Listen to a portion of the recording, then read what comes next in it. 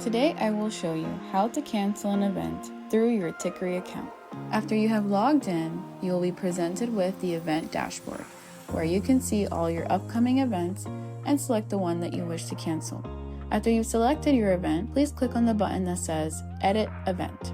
Then you will scroll down to your ticket section so that you can deactivate each ticket type, ensuring that it is not visible and available for purchase. To do so, click on the pencil icon, scroll down to where it says Ticket Visible, and uncheck that option. Click on Update Ticket and repeat the same process for the next ticket type. You will notice that each of them will have a not visible symbol. Then make sure to click Save.